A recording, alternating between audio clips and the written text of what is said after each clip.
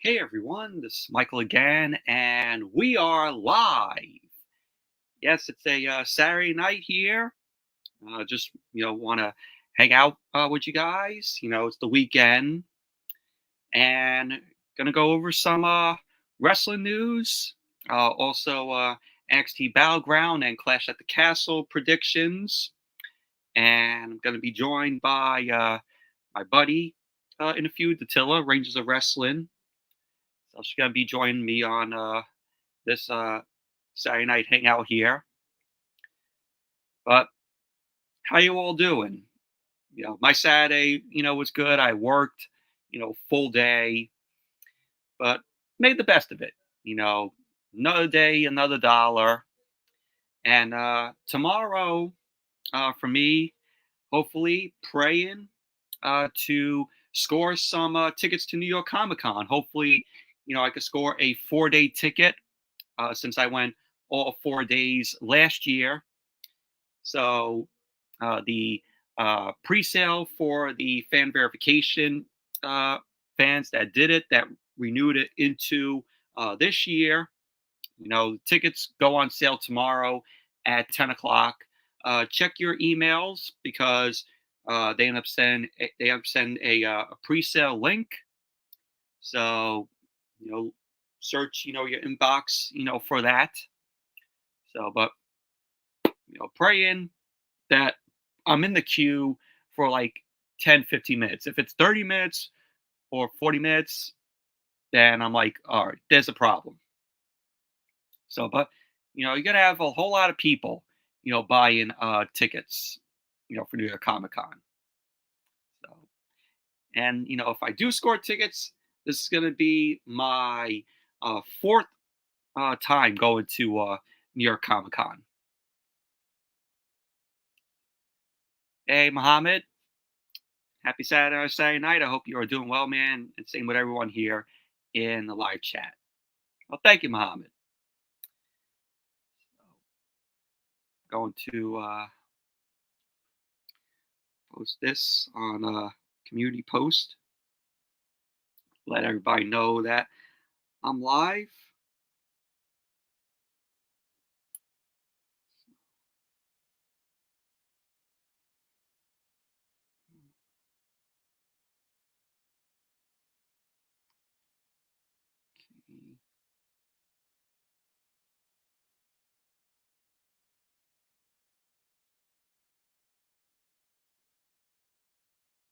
Give me a second.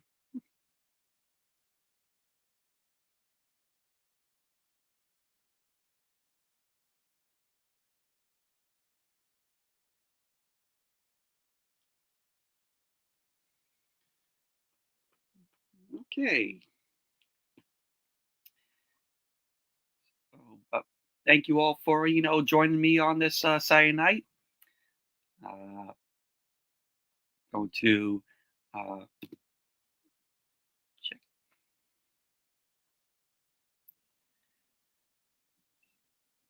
Yeah, just gonna be waiting on my buddy Tilla to come in, aka Rangers of Wrestling. Definitely go check out her channel. Give her channel a subscribe. She does WWE, AEW reviews. Review Monday Night Raw, SmackDown for AEW. She reviews Dynamite. She also reviews TNA. So check out her channel. If you're a big Power Rangers fan, definitely subscribe to her channel. So, but yeah, I want to check out before we get into the wrestling news, some Blu-ray news that's coming out.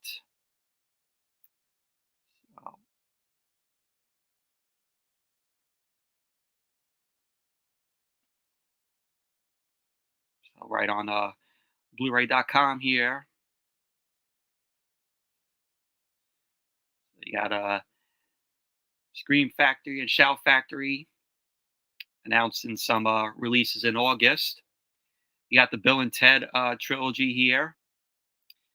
It's going to have Excellent Adventure, Bogus Journey, and Bill and Ted Face the Music. So it's going to be in this nice, cool set right here with a awesome, awesome cover here. So there you go. You got to have all three Bill and Ted films on 4K. You got, if you want Bogus Journey, separate. If you don't want the set, you got it right there. They come out on August 6th. Same with the more recent film, Bill and Ted Face the Music. Yeah, I really enjoy Bill and Ted's Excellent Adventure. I haven't seen it in a while, but I remember having fun with it. Bogus Journey, I remember seeing on TV when I was a kid, but vaguely remember it though. But gotta, watch it again at some point. Revisit it. Then you got Death to Smoochie, which has Danny DeVito, Robin Williams, Edward Norton in it. Have heard of the film, but never seen it. You got Observe and Report with Seth Rogen in it. That's coming out on August 13th from Shout Factory. Death to Smoochie is coming out on August 20th. It's a Shout Select title. You got the Last Unicorn coming out. So that's coming out on August 20th on 4K. But yeah, Observer Report's coming out on Blu-ray and Death to Smoochie on Blu-ray. Poltergeist 2 is coming out to 4K. We're getting a re-release of Pee-wee's Playhouse, the complete series, which I want to pick that up. When it comes out, I know that they released it years back, but it went out of print. So Shout Factory is now re-releasing it. But we'll want to pick it up. Rest in peace, Paul Rubens. Pee-wee's Playhouse is such a classic show.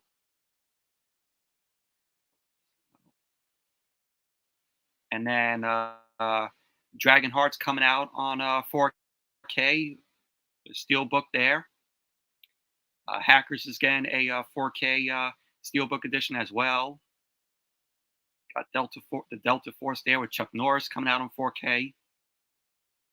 Well, it's a close-up of the Bill and Ted's Most Trying Trilogy set here.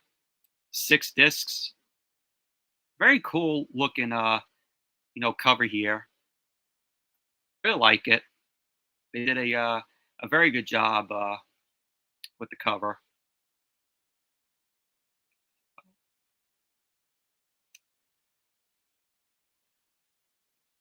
Yeah, so that's all coming out from Shout Factory, Screen Factory.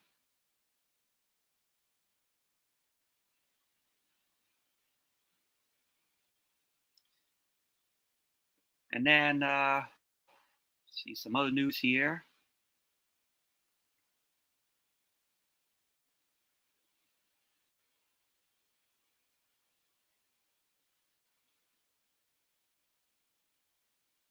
Okay, going back.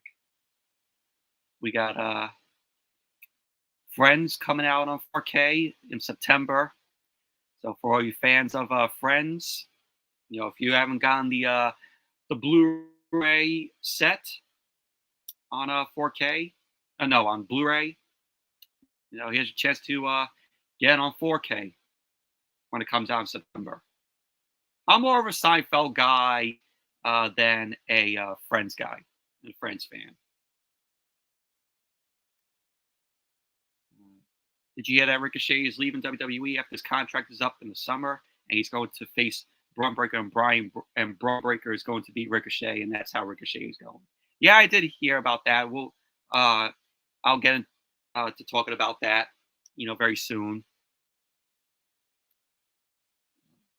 We got Jaws 2, Jaws 3, Jaws Revenge coming out on 4K here. Drive 4K is getting Steelbook.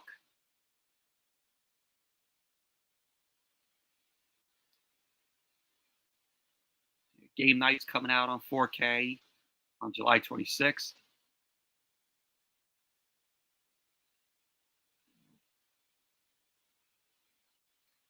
Yeah, really want to pick this up, Twister on 4K, because I have it on Blu-ray. So that's going to be coming out on 4K very soon.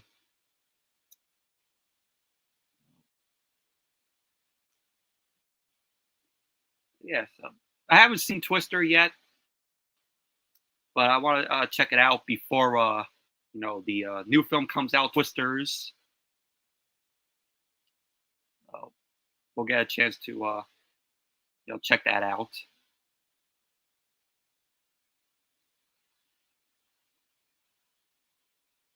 And I want to touch on this the Three Stooges collection here, and we are not getting uh, the whole 190 shorts of the Stooges. We're getting 100 shorts because it's 100 years, because it's Columbia Pictures, 100 years this year. So Sony's like, oh well, we're gonna release 100 shorts, because it's Columbia's 100 years, but we're not gonna give you the entire shorts of the Three Stooges. No, we're gonna release this, and if it does well, oh, we're gonna make you double dip, and we're gonna give you more of the shorts here. So it's pretty much Sony not telling you it's volume one of this Three Stooges collection, but you're gonna be getting 100 shorts and a few movies, a few of the Three Stooges movies. So it's coming out in July. It's coming out next month on the 23rd. So yeah, once it loads here.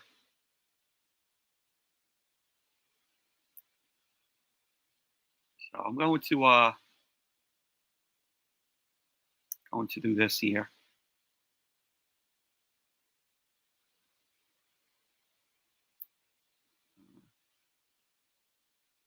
Before I show that.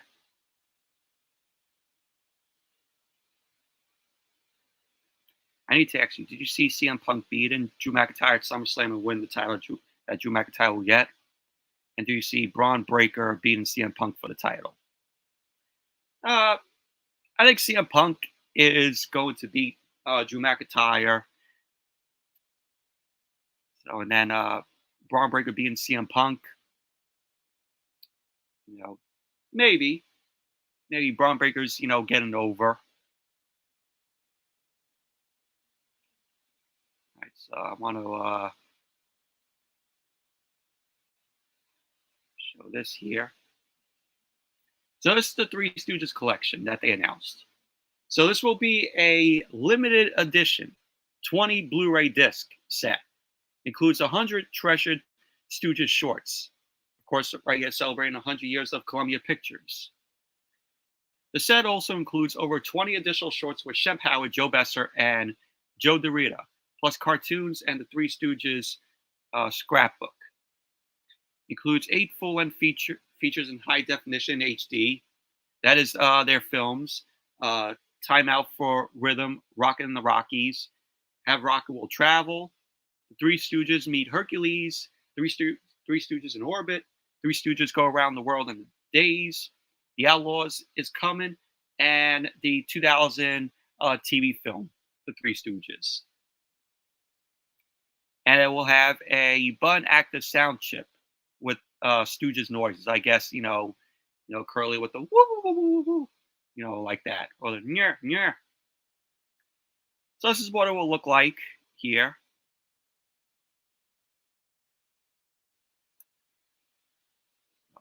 I mean, it's cool. I mean, but really, I know it's 100 years of Columbia Pictures, but give us all the Three Stooges shorts on Blu-ray. Hell, if they're not going to do that, I might as well just buy the DVDs. I mean, I have volume one of the Three Stooges collection, which was from 1934 to 1936.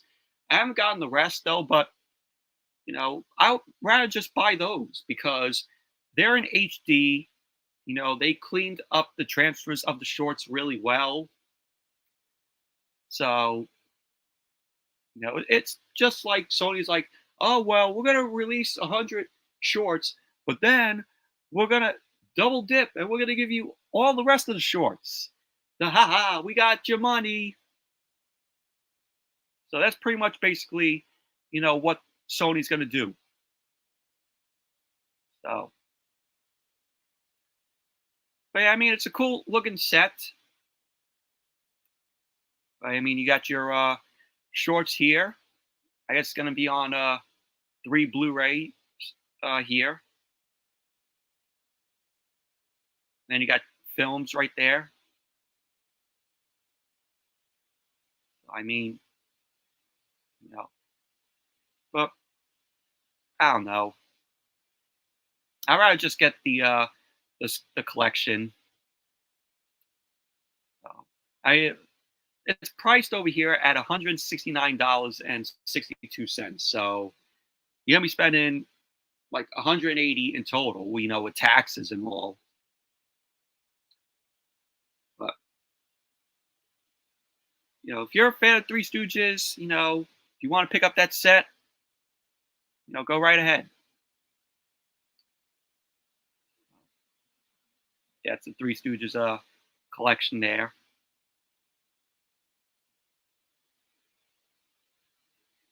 Now let's see what's coming out on 4K. Is the release calendar here. So this past week,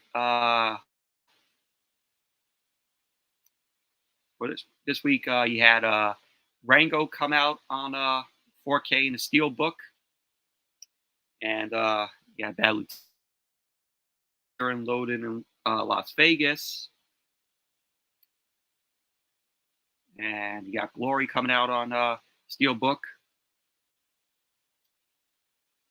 Back to the Future, it's getting a re-release on 4K.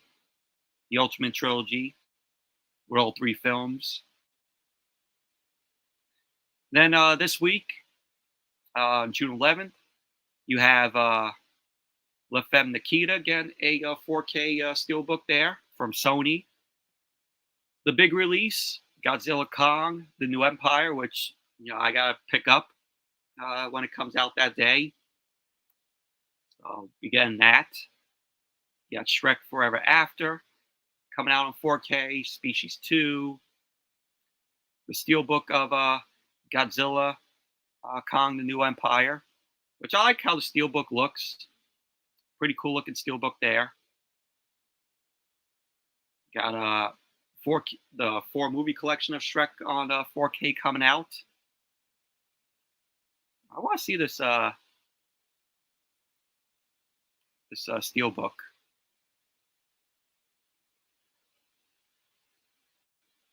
Cool look, very cool looking Steelbook there. Very nice. Limited edition Steelbook. So I guess it's a Walmart exclusive, so you can only get that Steelbook at Walmart. Oh boy, do I miss, Best Buy, having physical media, which they're probably going to regret it. They're probably going to regret ever, getting rid of physical media. So June 18th, Chinatown coming out on 4K from Paramount. Paramount Presents line. RoboCop 2 coming out on 4K from Shout Factory. Got the remake on RoboCop coming out on 4K, which I heard is pretty shitty. That film, that remake of RoboCop. Karate Kid is getting a standalone 4K, which I already have the set of all 3 films on 4K. So that's coming out on June 18th.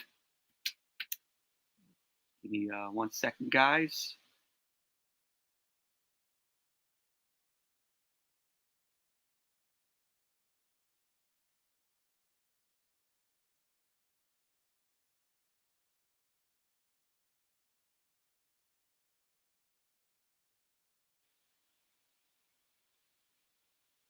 All All right, guys, I am back here.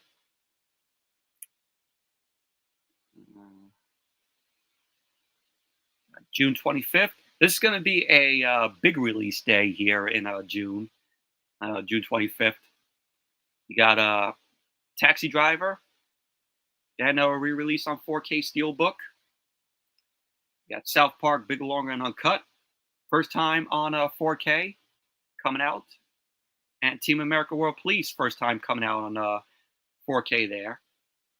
Ghostbusters Frozen Empire, which I heard pretty good things about, coming out on 4K that day. You got Matinee. Really enjoyed that film. It's very underrated. I reviewed the film, directed by Joe Dante, starring John Goodman. Also has Omri Katz from Hocus Pocus in it. Very fun film, Matinee is. Very underrated. So I might pick that up on 4K. Got Purple Rain with the late great Prince coming out on 4K that day on June 25th. First time ever on 4K. I've seen clips of Purple Rain, but not the whole film. I mean, I know of the soundtrack, which the soundtrack is really good.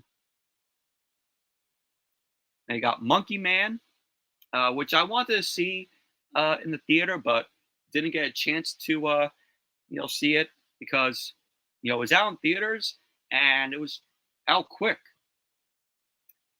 So, but I've heard really good things about Monkey Man. So it's coming out on 4K that day. It's another one I got to pick up on 4K. So yeah, June 25th is going to be a big release date. We got Purple Rain, Monkey Man, Ghostbusters Frozen Empire, South Park Big, Longer, and Uncut, Team America World Police. So that's all going to be coming out. And with that being said, my guest has arrived. Please welcome the queen of the YWC. Please welcome the Power Rangers queen, my buddy, Datila, aka Rangers of Wrestling. I'm trying to figure out what YWC stands for. YouTube Wrestling Community. Oh. I see. And the IWC. Queen of the IWC.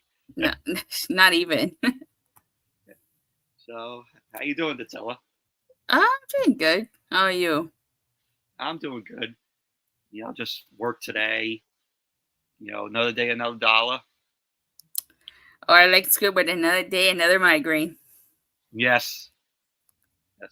I did watch the second hour Collision, which I thought was okay. I know you started off strong. I know you watched the whole show. Sort of. What'd you think of the whole show? I didn't watch the whole show. Oh, okay. So you got to go back and watch it. No, I'm not gonna rewatch Collision. Yeah, who watches Collision besides us? Since I don't review Collision, I don't see the need to rewatch it. Yeah, exactly. I did want to show this. I got this at my job today.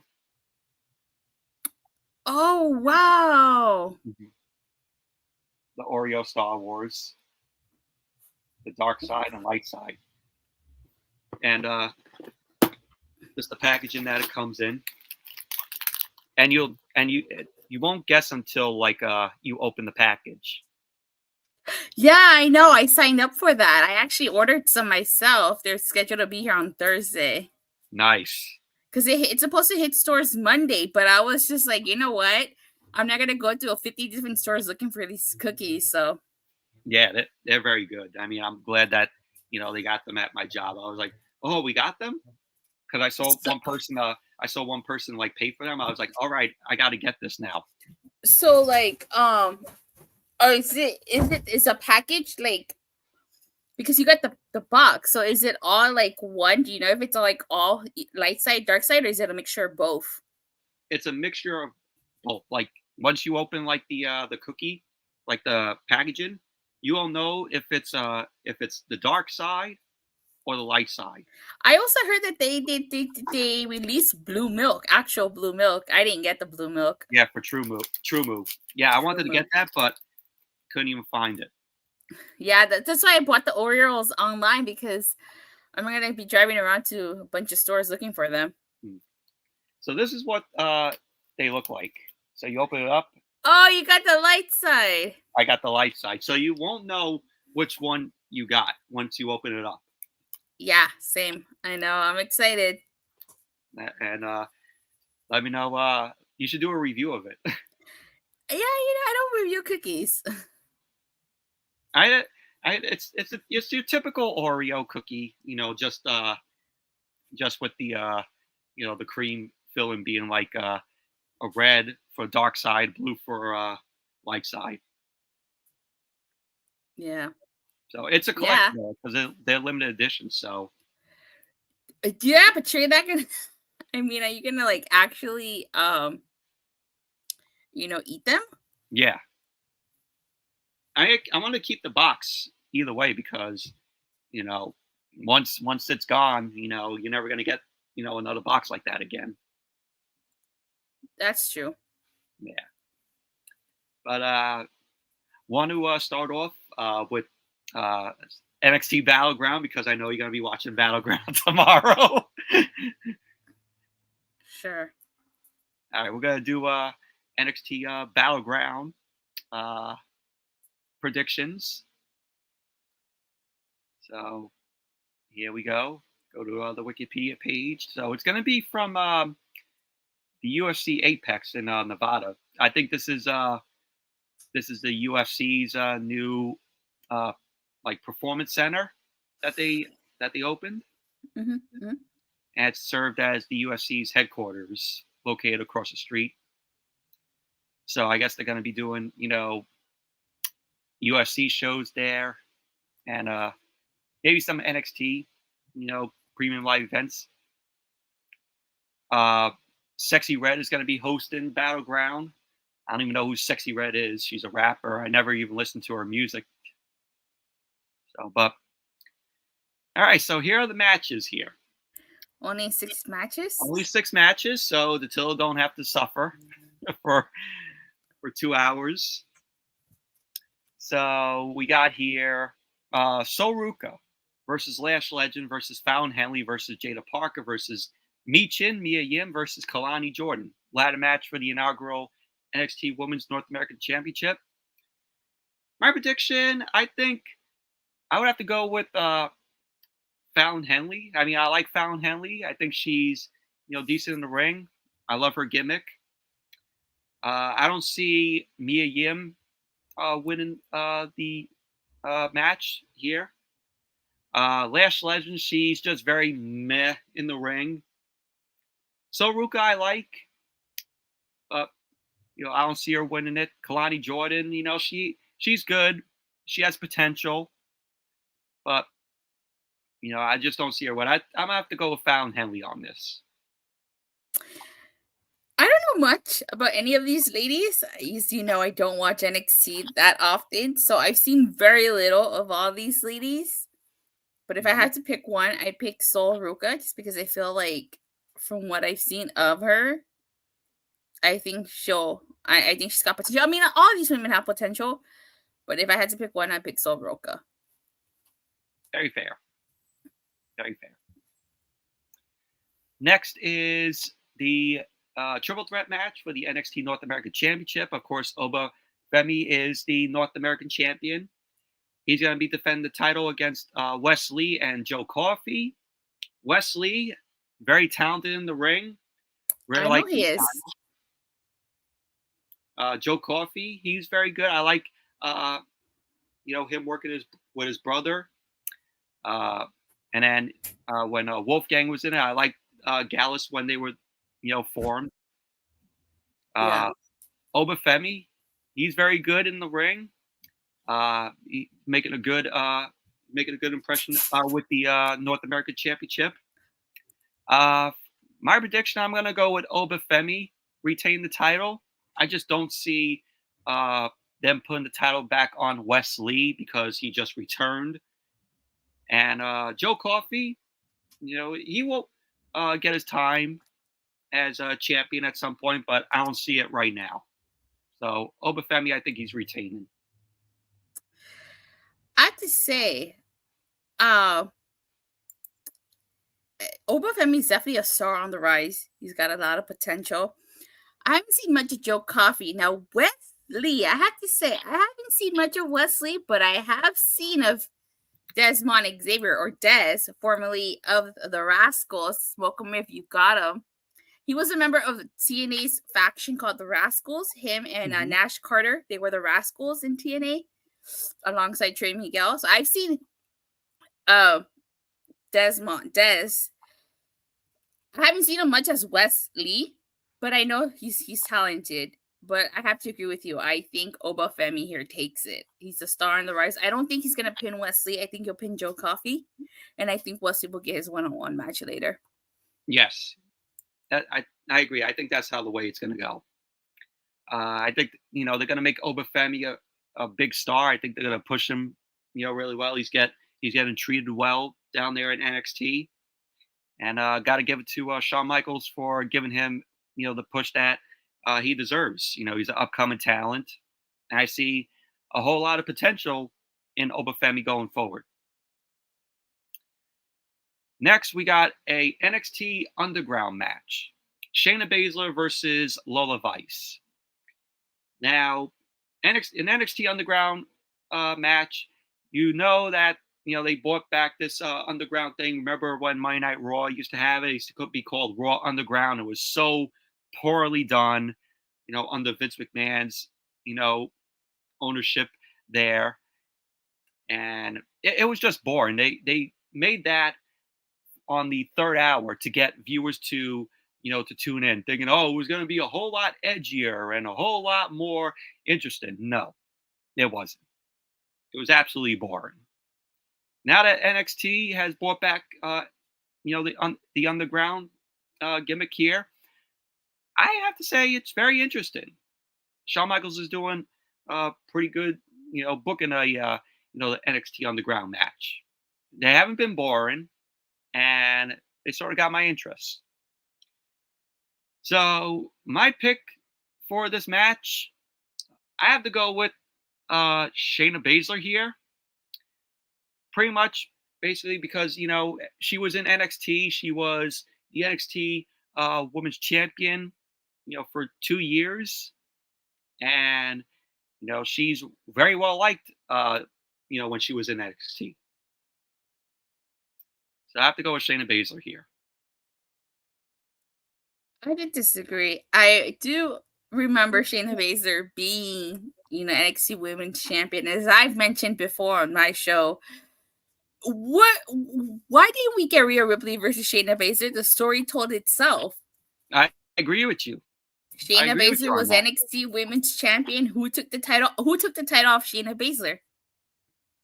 Rhea Ripley.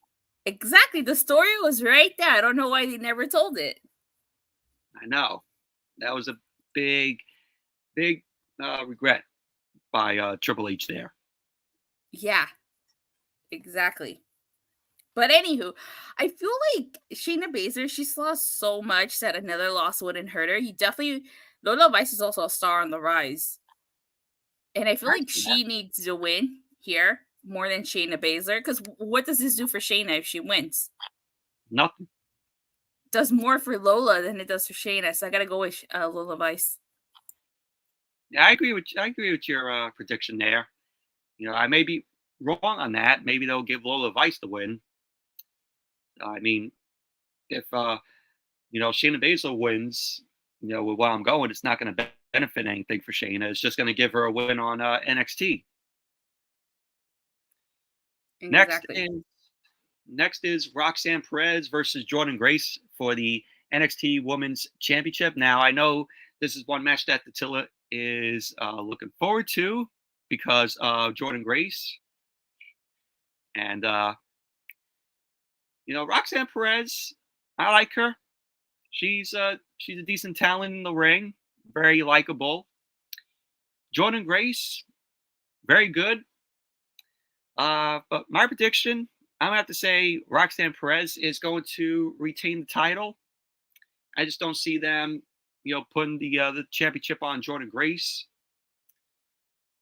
I'm gonna have to go with Roxanne Perez.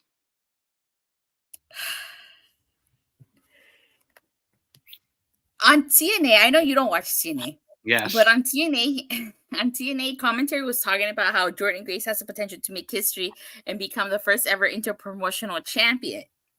Now, next Friday at TNA's Against All Odds, she's hosting an open challenge.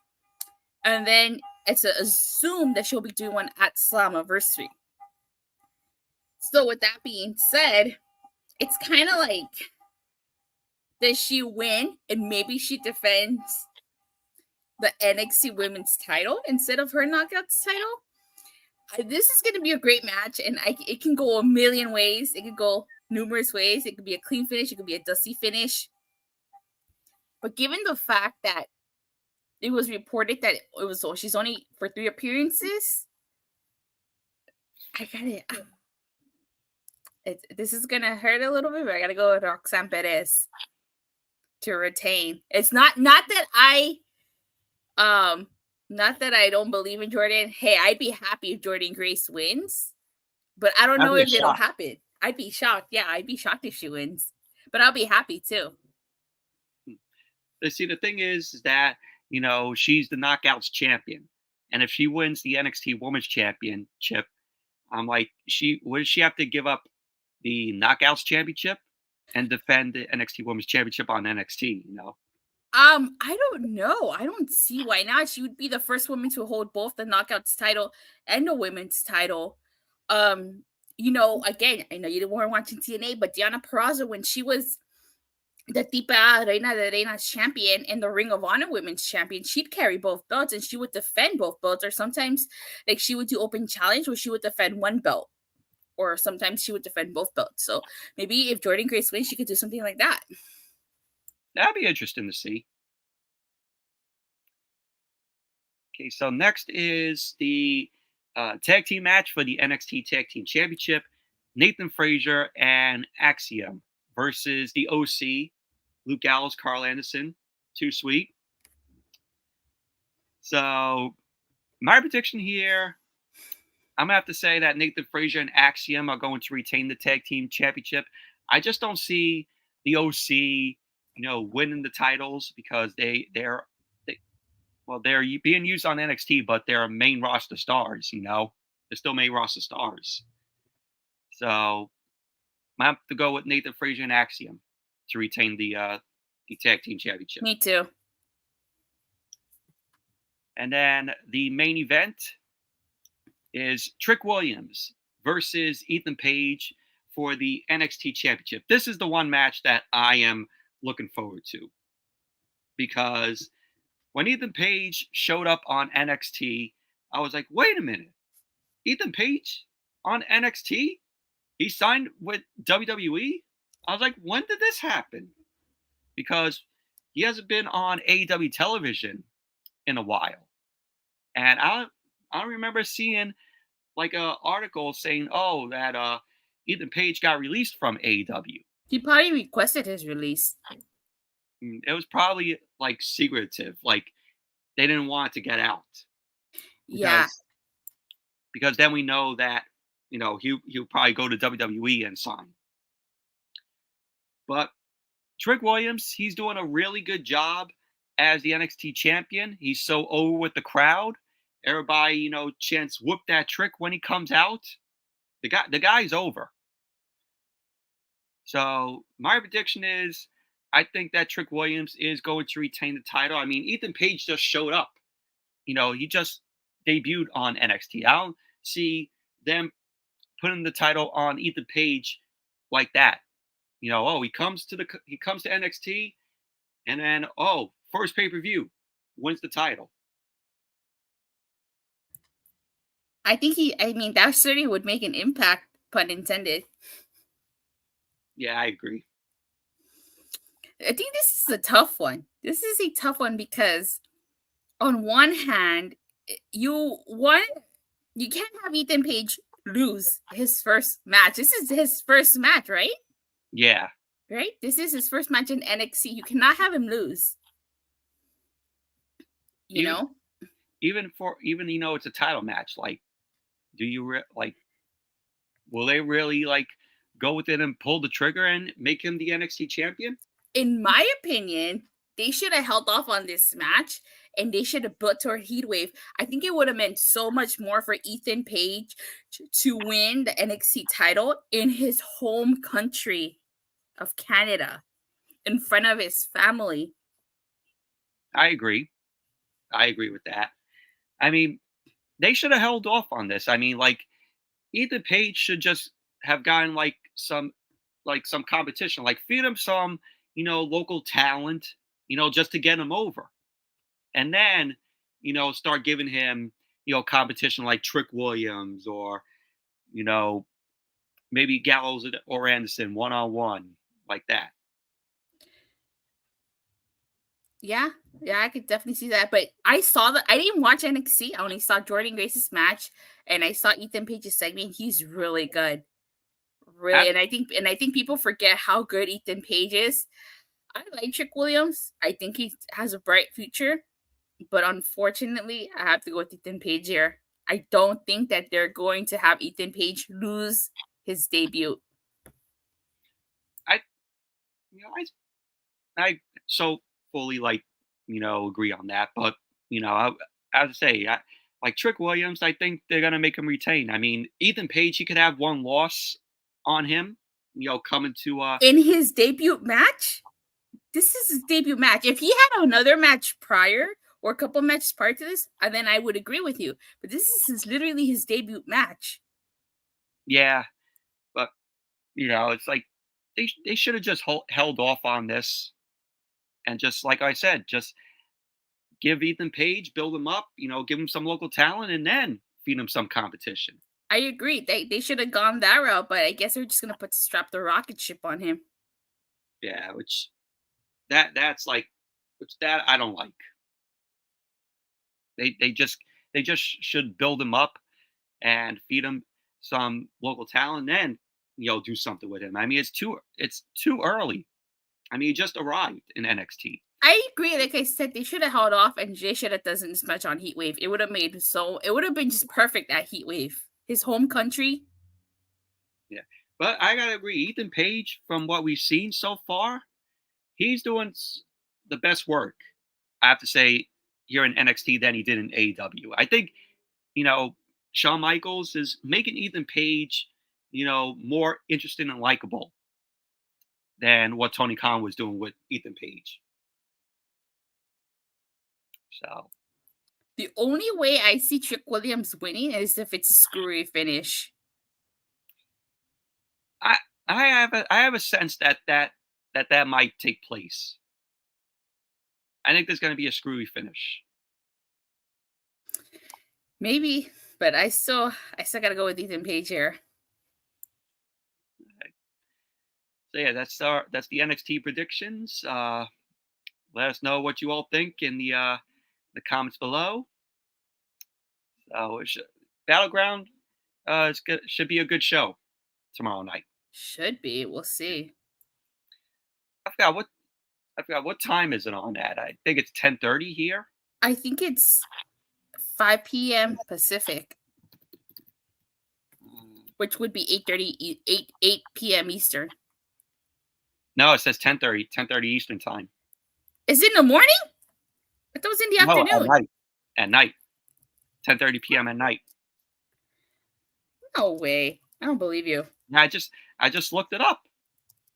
I'm looking it up too. It says 7:30 p.m. So that's 7:30 your time, 10:30 p.m. my time. Oh shit, you're right. No, that doesn't make sense. So why are they starting so late? I don't know. I saw that too. I'm like, why are they starting at like 10:30 and not 8 o'clock? No, it says here. No, it says the main card is set to start at 8 p.m. Eastern, 5 p.m. Pacific, with the pre-show set to begin at 7 p.m. Eastern. Oh, I don't know why they said 10:30 on when I typed it in. All right It's a then. Sunday. People are gonna get to work on Monday. Yeah, exactly. I don't know why they said that. That was going to be on at 10:30. All right, so now we're going to get into the Clash at the Castle, uh, our Clash at the Castle predictions, which Clash at the Castle is next Saturday from Scotland. So it's going to be the second Clash at the Castle taking place in Glasgow, in Scotland. Last year's Clash at the Castle, I thought was a very good show, and the crowd was just electric there. Scotland knew how to bring it. So we got 5 matches on the card Could here. be four. Could be four because we haven't heard if Chad Gable has resigned. Oh yeah, we're gonna get into talking about the possible re-signs or like rumored Becky Lynch and Chad Gable possibly signing elsewhere. But here's the matchup. Here's the card. So we got Damian Priest versus Drew McIntyre for the World Heavyweight Championship. Now, Damian Priest, he's the World Heavyweight Champion, cashed it in at WrestleMania. And I think that Damian Priest, he's doing a good job holding the World Heavyweight Championship. Should he defend it more? Yeah, but that's how creative is. So, but Drew McIntyre, I think he's doing some of the best work as a heel here, and he's very interesting. Of course, they're holding off his feud with CM Punk until Punk ends up, coming back, fully healed. So we're looking forward to this match. And to me, I'm gonna have to go with Drew McIntyre winning the match. I think Drew McIntyre is going to defeat Damian Priest and he's going to become the World Heavyweight Champion because it's in his home country of Scotland. It's in Drew McIntyre's home country of Scotland. So I think they're gonna pull all the guns and put the title on Drew McIntyre. I think Drew's gonna be the only one winning in his home country this night.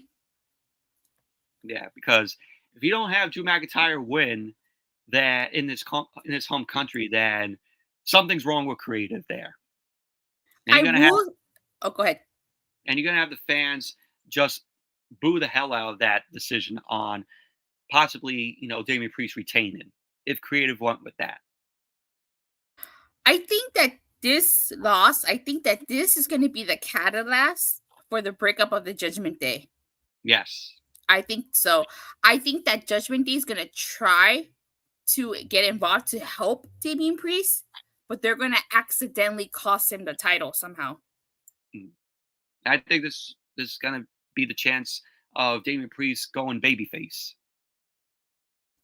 Yeah, I Damian agree. Priest has been rumored. There's been rumors of having Damian Priest go babyface. Okay. Next, we got the women's championship match. Bailey defend the title against Piper Niven. I'm a huge Bailey fan. I've loved her ever since she was down in NXT. Really loved, her hug gimmick. With the whole floaties going up. I'm like, yeah, I see potential in Bailey here, and look where it got her. She's one of the best woman superstars on the WWE Women's Division. But this match, I don't care. I really don't. I'm not interested.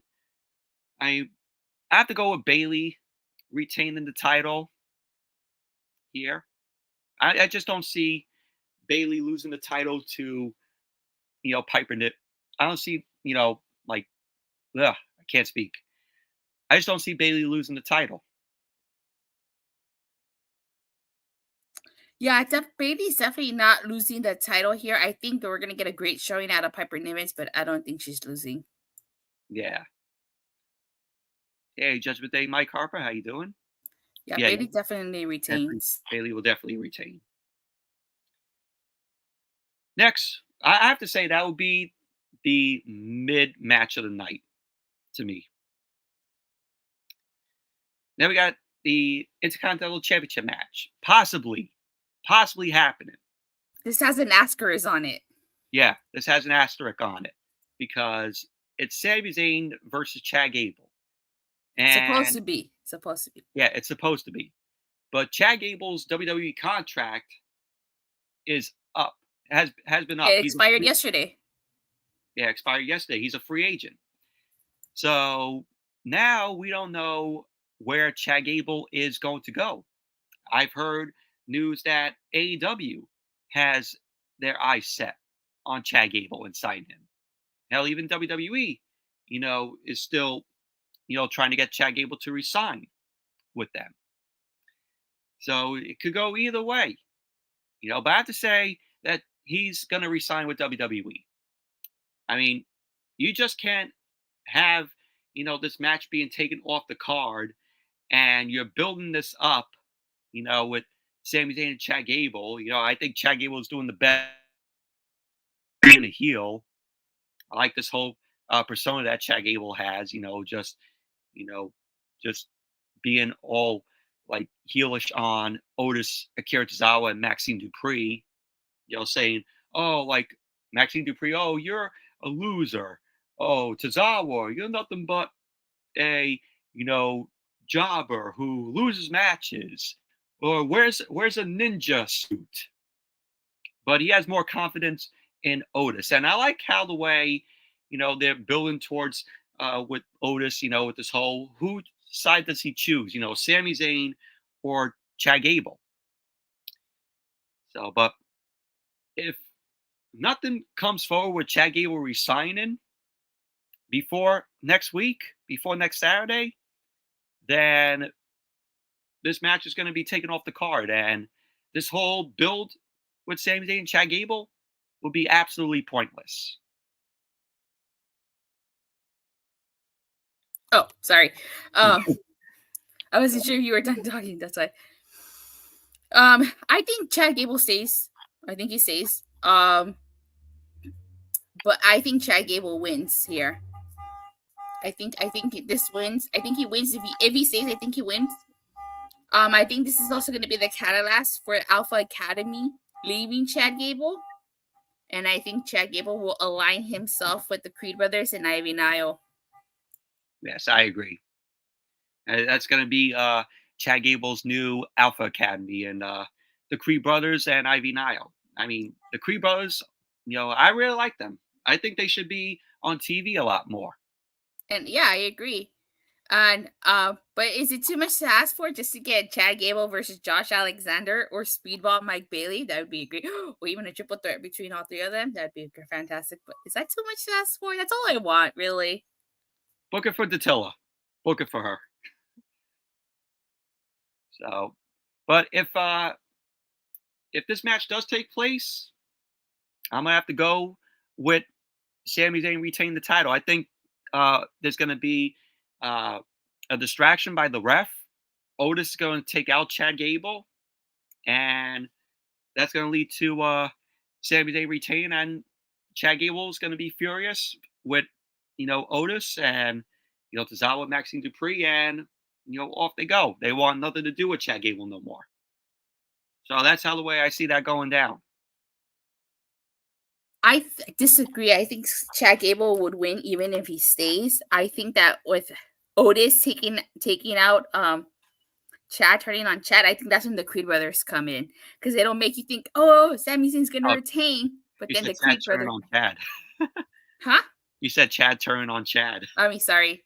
I think Otis is gonna turn on Chad, and just when you think he's going to lose, I think that's when the Creed brothers come in.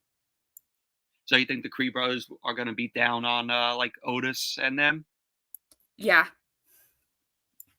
I can see that happening. Next, we got an I Quit match for the Undisputed WWE Championship. Cody Rhodes, the American Nightmare, the Undisputed WWE Champion, versus the phenomenal AJ Styles. Now, this could be the best match of the night here. I like the build towards this match here with Cody Rhodes and AJ Styles. And, at points, like the outcome of this match is going to be predictable because we all know that Cody Rhodes is going to retain the undisputed WWE Championship. There's no way that he's going to be losing that championship to AJ Styles. I think this is gonna be match of the night. But I also gotta pick Cody Rhodes. Yeah, obviously, I think everybody's choosing Cody Rhodes, but I hope we get a little bit of color in this match. I hope we get some blood. Me too. You know, 'cause I think this match deserves it. You know, because the build to this match that was good. And then we got the triple threat tag team match for the women's tag team championship. Bianca Belair, Jade Cargill defend the title against Alba Fire, Isla Dawn versus Shayna Baszler and Zoe Stark. I'm just gonna stop you right there. Jake Carter and Bianca Belair. Exactly, exactly. I agree with Datila. Bianca Belair, Jade Cargill are gonna retain the title. Jade Cargill, to me, you know, she her moves in the ring is just like what she did in AEW. It's the same move set that she has. It's nothing different. You know, I like to see Jade Cargill do, more moves in the ring. So, what do you think? I think she's improving, little by little. You can't expect her to get well overnight. I think it'll with time we will see more from Jade Cargill. Yeah, but Alba Fire and Isla Dawn, I just don't see them winning. I mean, they would make good champions. I like Alba Fire and Isla Dawn. I think they're very interested, like in their move sets in the ring, but they've been booked, not well. They've been in catering. They haven't been used a lot. Shayna Baszler and Zoe Stark, just don't see them, winning. You know, I mean, it's too early, for Baszler and Zoe Stark to win, and maybe in the future, but not right now. But that's the match listings here. Clash at the Castle, shape it up to be a good show, and it's I going to be agree. next Saturday. Uh, Now let's get into the collision results, the AEW collision results. This is coming from I'm on Wrestling Inc. here. This is going to be results here. So we got the ex best friends compete on National Best Friends Day. And once again, just like on Dynamite on Wednesday, we had Chris Statlander slapping Orange Cassidy. Will Nightingale comes out to save Orange Cassidy. Chris Statlander once again retreats out of the ring. Rinse and repeat from what we saw on Wednesday. Yeah, So yeah, when you think about it, yeah, it was. that's what we saw tonight. We got Claudio Castagnoli and Will Yuta versus FTR tonight, which you know, Will Yuta coming back. He was injured. Him teaming with Claudio Castagnoli. Of course, the Blackpool Combat Club. I think the Blackpool Combat Club is the best group on AEW television, and this should have been a good match here. I knew it was possibly going to be a good match. That tag match was actually pretty good. I liked it. Yeah, it went to a draw. Yeah. Went to a time limit draw, which was shocked at. But we all know when it goes to a time limit draw, we all know that they're gonna have another match. For sure. Now we have Chris Statlander versus Robin Renegade. Wow, really? She Chris dominated Statlander ended up Robin winning. Reganade. Statlander ended up winning. And then Stokely Hathaway at the end of the match announced that Chris Statlander is entering the Women's Owen Hart Cup tournament. I'll be back, okay? Okay. So yeah, the Owen Hart Cup tournament. I think it's going to be, very good. A lot of potential for some superstars there.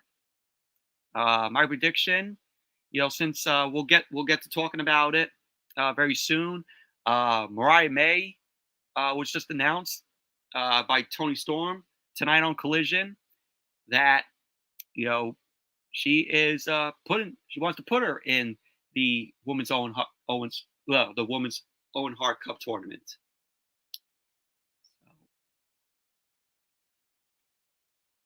But yeah, but Chris Statlander, I think she's doing some of the best like work so far as a heel.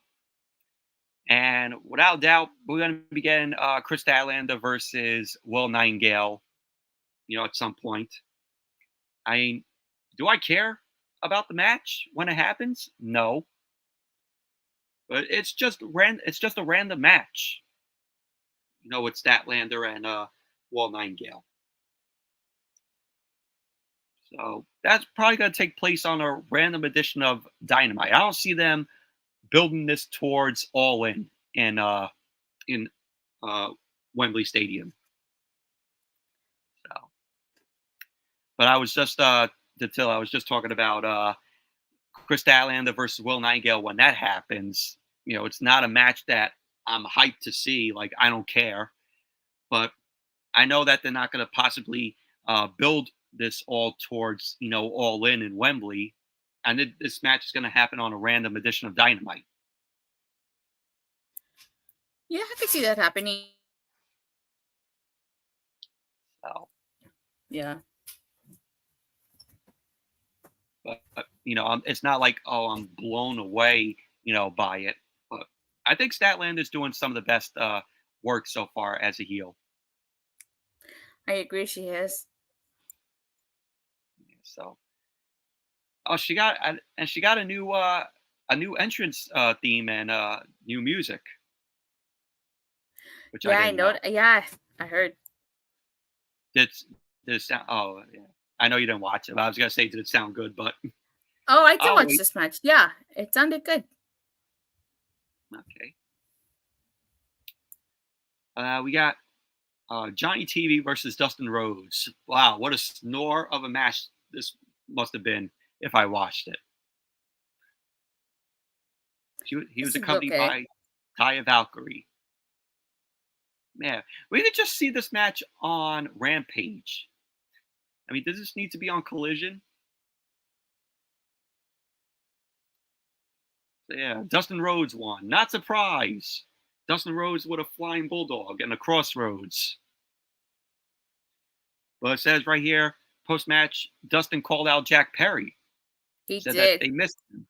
Perry turned on the man who gave them a job. Wow, so looks like we might see Dustin Rhodes versus Jack Perry at some point. I think it's happening on Dynamite. Oh, it's happening this Wednesday on Dynamite? Yeah.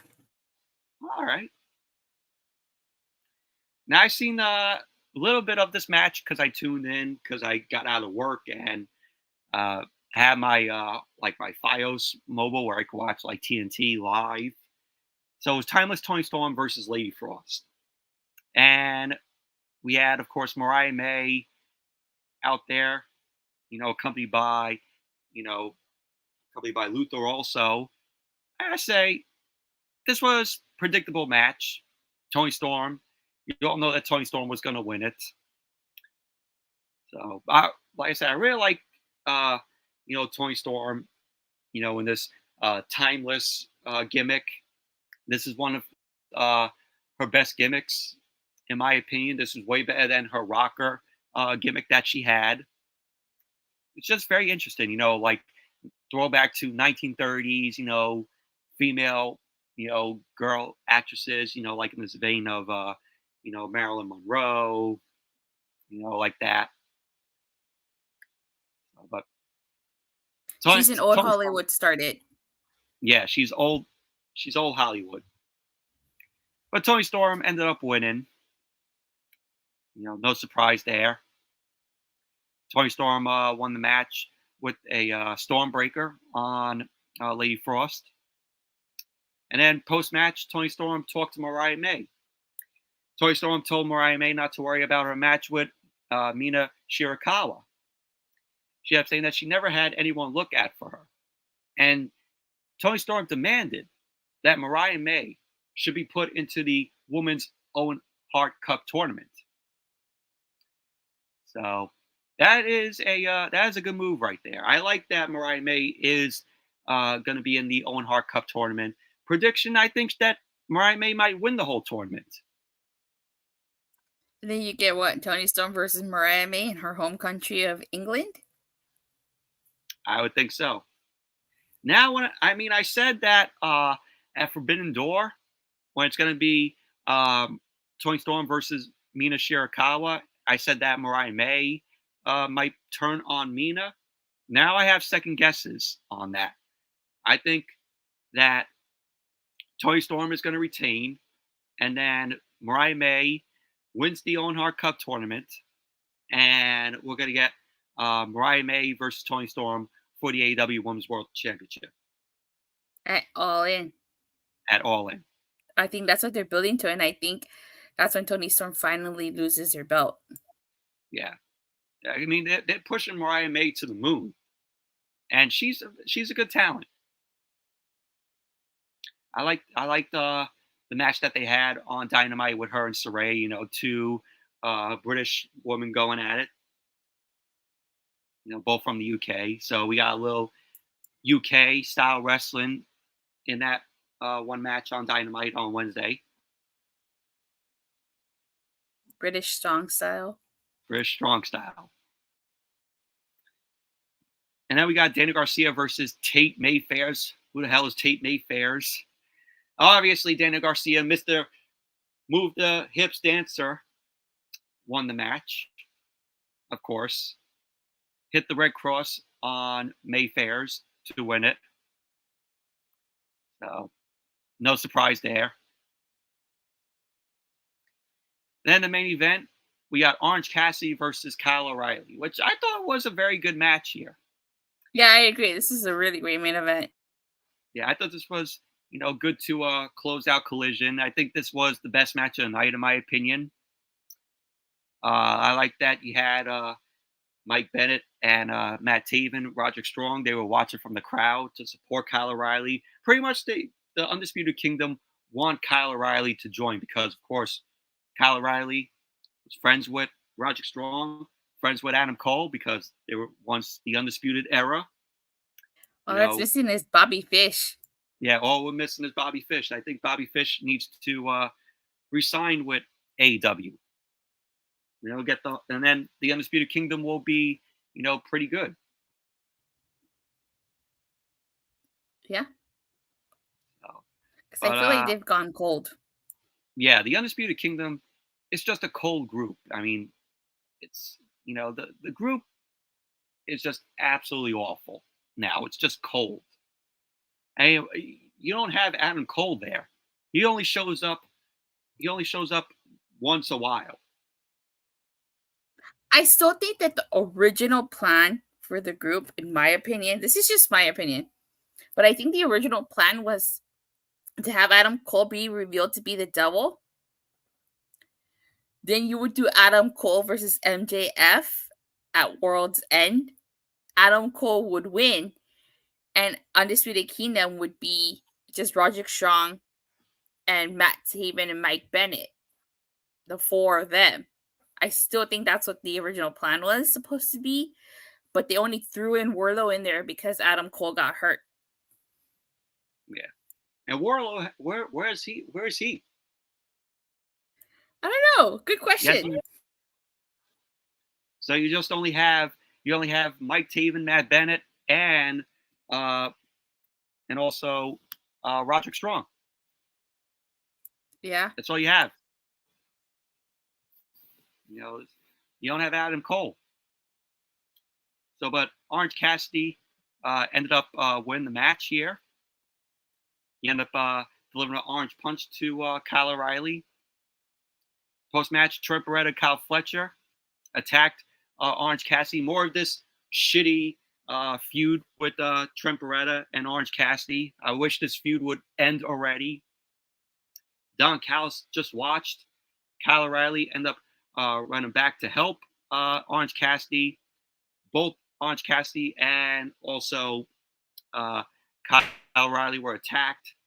Chris Statlander was out there, told Trent Beretta to stop, being down on Orange Cassidy, and she ended up shaking Beretta's hand. Statlander ended up picking.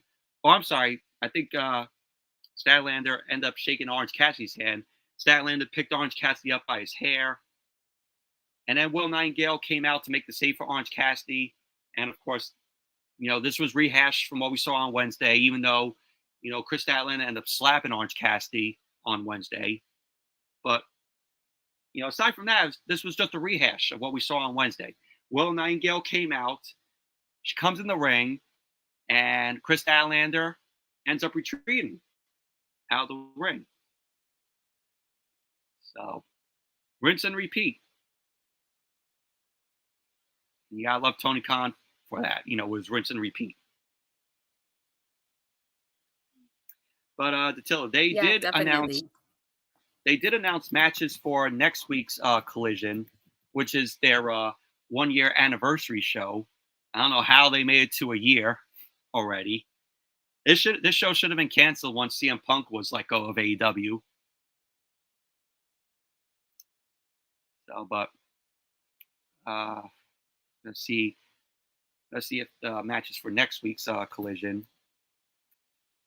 That's June. That's June 15th is next week's show. So it's going to be in Youngstown. So this is what the matches they have for next week's Collision for the 1-year anniversary show.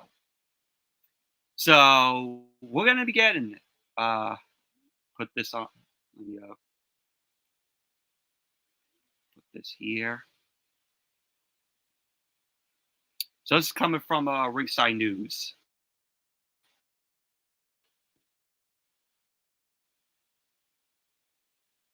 So we're gonna have for the 1-year anniversary show for AEW Collision next Saturday, a no disqualification match between the Virtuosa, Deonna Purrazzo, and Thunder Rosa, which I think is going to be match of the night, in my opinion. Because I like Deonna Purrazzo, I like Thunder Rosa. They're going to tear the house down. I like both of them. And I agree, they would tear the house down. And I gotta pick Deonna to win. Don't get me wrong, I like Thunder Rosa. But I think Deonna would take it. Same. I think Deonna's going to take it as well. I think she's going to win it. Thunder Rosa, even though she's over, she's booked really well. I just don't see her winning this match. I think they're going to give it to Deonna Purrazzo. I mean, Deonna needs a win.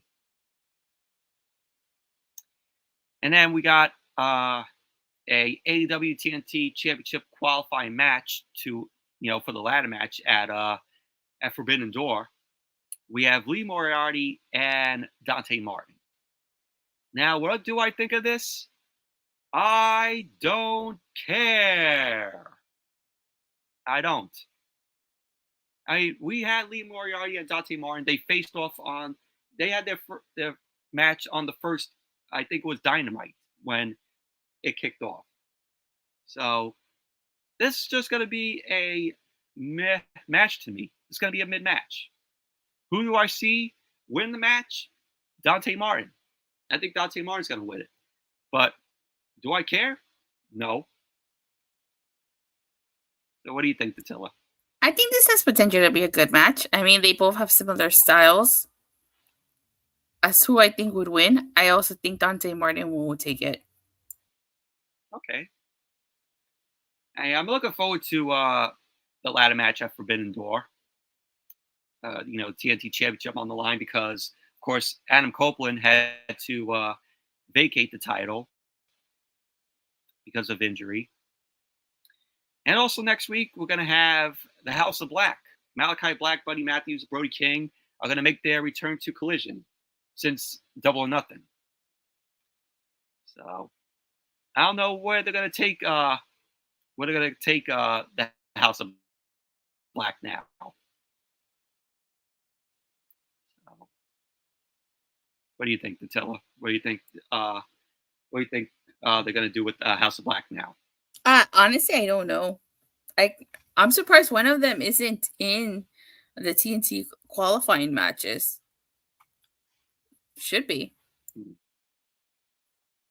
Yeah, I think that Brody King should be in one of the qualifying matches. So, and then we got a Christian Cage Father's Day special. I'm like, who cares? I mean, I like Christian Cage, but what is this going to be? He's going to say, "Oh well, oh Nick Wayne, he's a good boy to me. I like how he does his Wayne's World. Let me get some party time excellent. Kill Switch. He's a good monster. He's a good beast." Is that what Christian's going to say on next Saturday when he comes out there? All I know, I don't know, but all I know is that weddings, celebrations, and contract signings always end in disaster. So it would not surprise me if this Father's Day special celebration ends in disaster. Oh yeah, I agree. Then I want to touch on the story that you sent me earlier tonight, and it concerns Ricochet.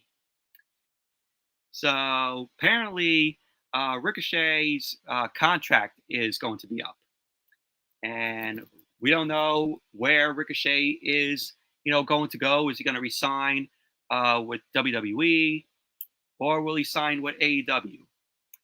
So his contract expires this summer. So now this could mean, certain things. Will Ricochet resign with WWE, or will he go to AEW?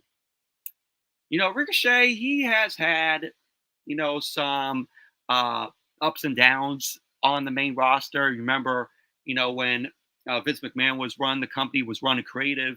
It was like he was giving Ricochet loss after loss after loss after loss, and pretty much basically putting him in catering. Now that Triple H has taken control of creative, Ricochet, you've been seeing Ricochet more and more on TV now. So, where Ricochet goes, I think Ricochet is going to re-sign with WWE. Hopefully, creative has better things for him, coming up. So this is the thing right here. Ricochet to leave WWE after contract expires this summer. According to Mike Johnson of PW Insider, says we are told that Ricochet is expected to be written out of WWE storylines very soon in advance of the contract expiration, which Mike Johnson reported. Ricochet has found great success in the company, winning the Intercontinental Championship, the United States Championship, and the NXT North American Championship, which he, in my opinion, was the best North American champion. Black and gold, NXT, which we all miss. So it says, he made,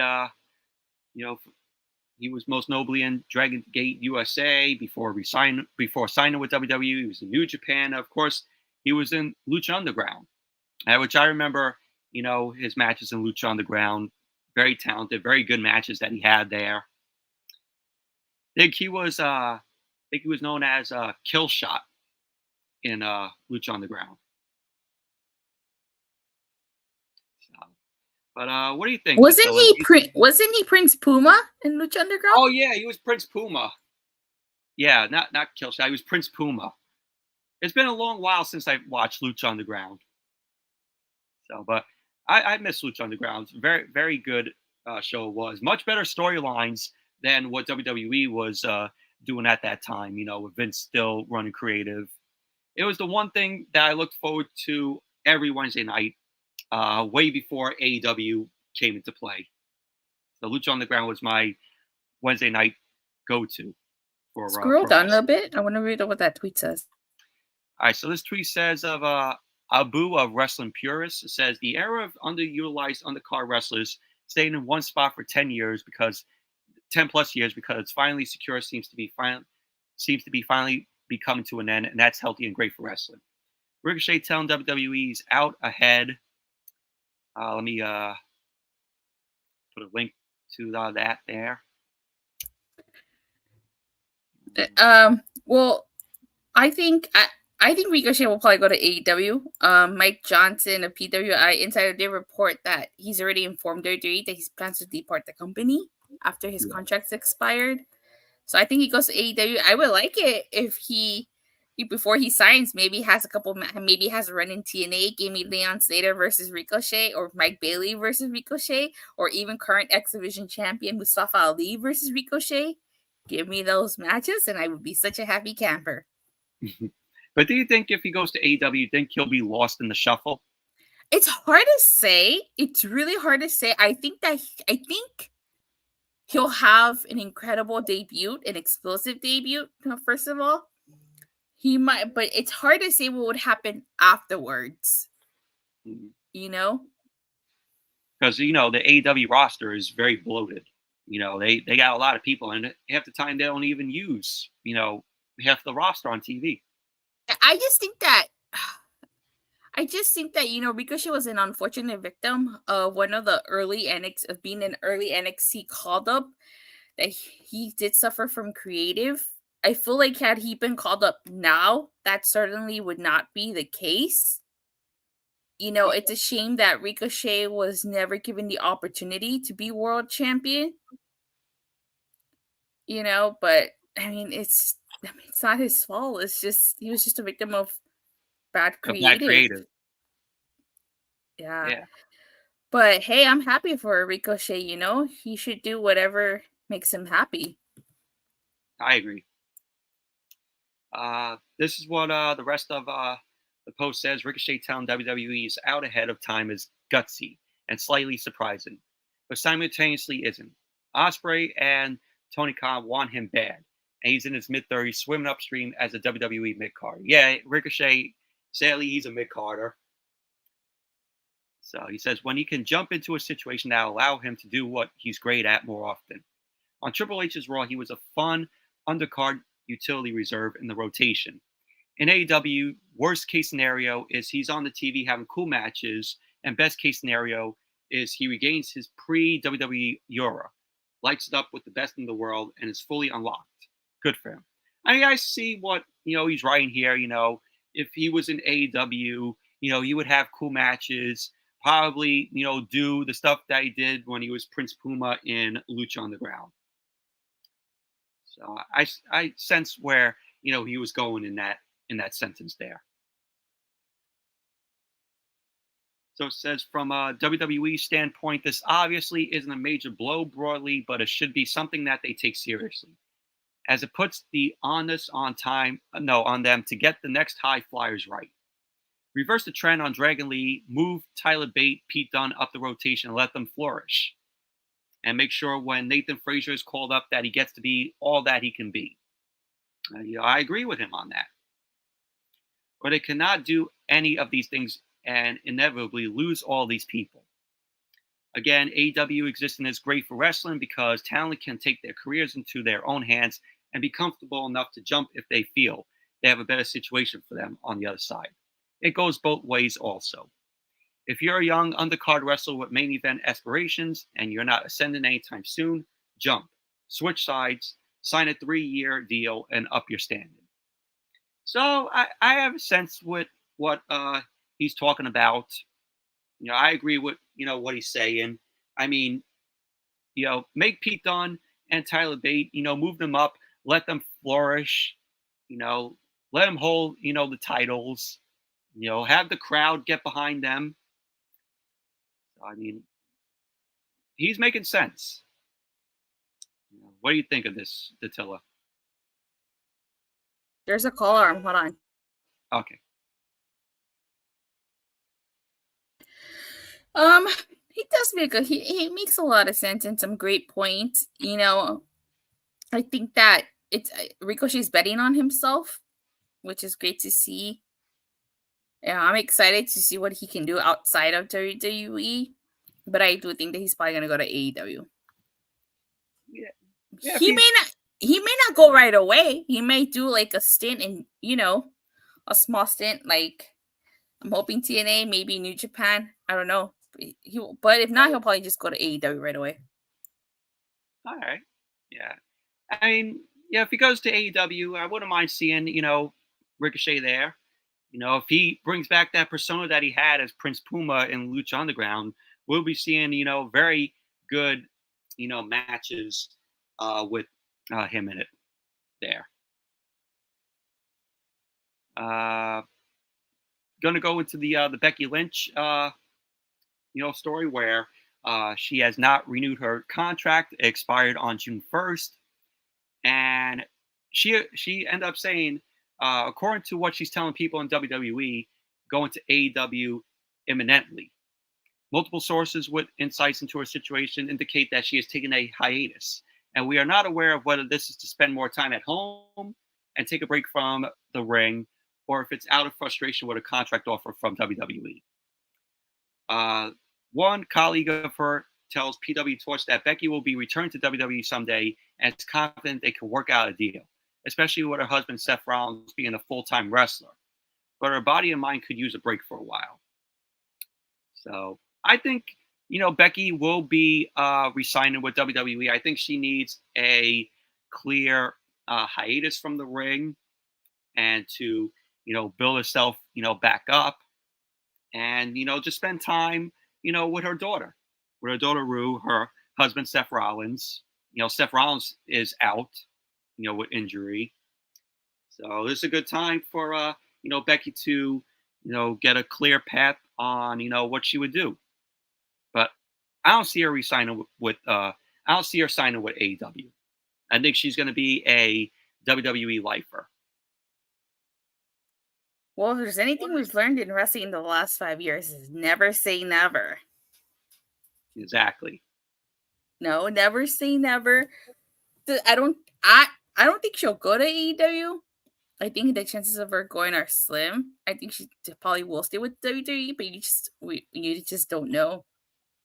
I think this whole thing will be a secret, and at a big pay per view, maybe guessing like maybe at Survivor Series. I'm not saying oh she'll return at SummerSlam, but I think maybe at Survivor Series we'll get probably Becky Lynch coming back. It'll be a big surprise, like they did with Bray Wyatt. Maybe I was gonna say Royal Rumble, but it just depends on how long she plans to be on hiatus for. Yeah. Uh, Says Becky Lynch should stay in the WWE. Yeah, I mean, she has to re-sign her contract, you know. But if she needs the hiatus, good for her. So, hope you're doing well. Thank you. Thank you. See if there's any more wrestling news here. I always go to Wrestling Inc. Check out the news. Oh yeah, backstage speculation on if Jordan Gray, if WWE might steal Jordan Grace from TNA. So let me get this. Let me get the link here. So I know this is probably news that you're looking forward to, Datila. But she's locked in for another 2 years, I think. So that's not gonna happen anytime soon. Yeah. So it says TNA Knockouts World Champion Jordan Grace has stepped through the forbidden door into WWE twice already this year. She followed Mickey James' example by making a surprise I can't cameo. see anything, so I don't know if it's on my end or your end. Uh, oh yeah, it's loading. It's loading still. Well, then your internet connection is faulty. Yeah. Yeah. Let me try to do it again here. Oh, here we go. Sorry. It's Sorry okay. about that. I'll get this here. Let's see. Share the screen.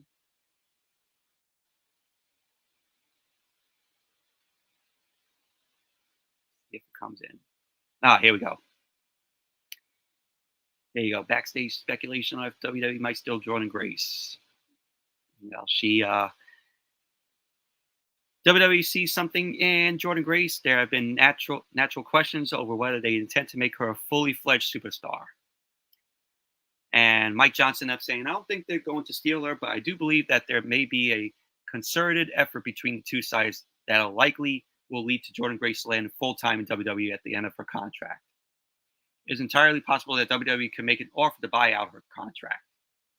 It was noted that her deal is expected to expire in the first quarter of 2025. So it's also possible that she will either work with both promotions or just TNA for the remainder of her deal and then negotiate a jump to WWE. Grace's working relationship with WWE is unique in that the promotion rarely brings outside talent in for individual appearances. What do you think of this news? Do you think that she might jump over to WWE as soon as her TNA contract is up? I don't know. That really depends on what Jordan Grace wants to do. I mean, if she goes, it'd be a huge blow to the Knockouts division. That's for sure. Yeah, but the Knockouts division will probably be fine. Yeah, they will. I mean, we thought they lost Deanna Peraza and they're okay right now. You know.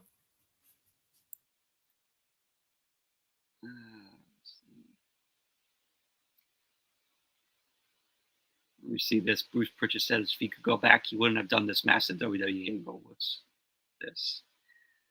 Monday Night War came to an end in 2001 when WWE purchased WCW. One of the greatest moments in WWE history was when Shane McMahon coming out in Panama City on Nitro. Vince McMahon was on Raw saying, "Oh, he bought WCW." Shane McMahon said that, and then they did the invasion angle, which could have been done better if they would have got Sting or Goldberg, for the invasion storyline.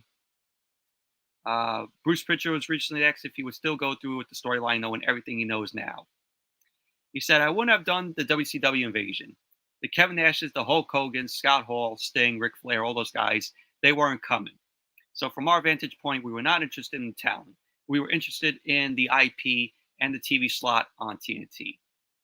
So that was pretty much what, they were basically just, interested in. It would have been better. The invasion angle would have been better if they got Sting, Goldberg, Kevin Nash, Hulk Hogan, Scott Hall, all those guys. But didn't happen. So it wasn't until WWE's purchase of WCW was complete that the companies learned TNT's then parent company Time Warner had no interest in airing more professional wrestling in WCW's former time slot. Of course, WWE took possession of the rings, the WCW rings, and other physical assets, as well as the tape library. But yeah, the invasion angle, I thought, could have been done better if they would have had those superstars that I just said. Yeah, I mean, at least they got the Dudley Boys and a few others. What do you think, Datila? Do you think that the invasion storyline could have been a whole lot better if they got, Hulk Hogan, Sting, Kevin Nash, Scott Hall? Probably. It would have made it a whole lot better. And they did that, the invasion pay-per-view, then where they had WWE versus WCW. And the whole invasion angle ended at a Survivor Series.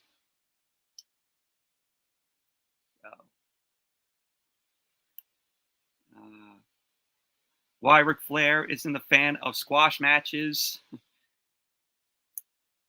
He said, I just don't. I've never felt that squashing somebody I don't know what you can accomplish in 2 minutes. Yeah, I agree with Ric Flair. Squash matches, like when you see it on TV, I'm like, all right, it's a squash match. It's a waste of time, squash matches. He kept saying a Bruiser Brody, that type of personality, that type of size and strength, and that aggressive makes sense for him to squash his opponents. I just didn't see a guy my size being able to just crush somebody in 2 minutes. So Flair's, making some sense here. I'm not a fan of some squash matches. I just don't. I just think that they're a waste of time. So, what do you think, Datila? You a fan of squash matches? Agree to disagree. I think the squash matches are okay when you're establishing a talent, especially if you're trying to establish them as a monster, as a beast, and as a very dominant talent. I think that that's okay as you're building them up. But once they're established, there's no reason why they should be doing squash matches, unless it's like a Braun Breaker situation where it's like storyline wise, you know? Mm. Yeah, I mean, I could I could sense with the Braun Breaker stuff. I mean, Braun Breaker, he's doing good there. They're showing his potential, and I like how he spears his opponents. Yeah, You but could tell. that his squashes made sense because it was part of his storyline. Him wanting competition, you know? Yeah, But like don't have him go out there after he's been on the roster for a couple weeks and have him face a random person, you know? yeah, exactly. He said Muhammad says Becky Lynch should have taken a lighter schedule. Yeah, if WWE would give her a lighter schedule, that would have worked out. Uh, Brian Gerwitz discusses one of his favorite segments he wrote. Uh, he was part of the writing team throughout some of the company's most memorable periods. Has named one of his favorite moments in the promotion, which also included Eric Bischoff, former Raw general manager and former owner of WCW. Uh, he said during a recent edition of Bischoff's 83 Weeks podcast, Gerwitz was a guest. The former writer cast everyone's minds back to the fall of 2002 when Billy Gunn and Chuck Palumbo had a commitment ceremony. And I remember watching that live. It was on SmackDown, and he ended up saying that I was definitely the writer of that segment. I'm not even sure where the idea originated from, but it was one of the most favorite segments. Of course, in that segment, Eric Bischoff disguised himself as a priest, as an old man, officiating the wedding, and he teared off his makeup and he was like, "Did I just say 3 minutes?" And then he took off the makeup, and Stephanie McMahon was in the ring, and that's when he brought his guys, Jamal and Rosie. Of course, Jamal, you know, was Umaga, may he rest in peace. Rosie. That's just a classic segment from SmackDown in 2002. Just remember watching that live. Uh, well, do you remember that, Datilla? I don't remember this actually. It's a segment you have to check out online if you could. That was when Eric Bischoff and Stephanie McMahon were in a feud together, and Yeah. like he Stephanie McMahon would hate Eric Bischoff showing up to SmackDown, and Eric Bischoff would hate when Stephanie showed up to Raw. So I like that whole feud between the both of them. Yeah, it was a good feud. Yeah, but yeah, I know you have to probably have to go in a bit. Yeah, I have Um, to go in a little bit. Sorry. that's all right. This was fun. I know you're gonna look forward to Battleground tomorrow. Look forward to your review. Hopefully, Okay. hopefully, hopefully your back doesn't give out. Carrying of the show carrying you through it. That's funny. Right. Pray for you that you get through it. Okay. Okay. But before you go, do you want to plug your channel? Yeah, you can check me out every Monday, Wednesday, Friday, occasional Saturdays and Sundays on Rangers of Wrestling. I cover all things wrestling. You can follow me on Twitter at @underscore. I live tweet during WWE Raw, SmackDown, AEW Dynamite, TNA Impact. Speaking of Impact, for all things TNA, make sure you check me out every Thursday on Body Slam. There you go. Yeah. And be sure to give her a subscribe. She's a huge Power Rangers fan as well. So if you are interested in Power Rangers and are a fan of them, give her a subscribe. I can't wait for that game to come out, seriously. Which one? The Rita's Rewind that they announced yesterday. I know you're definitely getting that. I know that you're definitely pre-ordering that and getting that day one. It's actually not available for pre-order yet. Oh, really? Yeah. But it will be though. Yeah, maybe we'll see. All right, Michael. Well, you have a great night, and I'll catch you later. You too. Okay, Thank you, bye. Datila. All right, Always appreciate you coming on. bye. Okay, bye. Bye bye. Well, there you go. Another great stream here, and thank you all for watching. Hope you all enjoyed this live stream. Us, hanging out, going over the wrestling news, giving our Clash at the Castle and NXT Battleground predictions. So, thank you all for watching. Oh, and be sure to join me tomorrow because I will be doing a watch along for John Carpenter's The Thing. So I'm gonna be with uh, two of uh, two of my guests. Probably gonna have Zach Attacks reviews and also Luke Ponto. So be sure to check that out tomorrow. Possibly doing it at 8 o'clock Eastern. So check me out tomorrow for the watch along of The Thing. Find your DVD, Blu-ray, 4K, or you want to watch on stream. Go right ahead and have fun with us tomorrow as we watch The Thing. But thank you all for watching, and be sure to give the video a thumbs up, comment, subscribe, and I'll see you all later.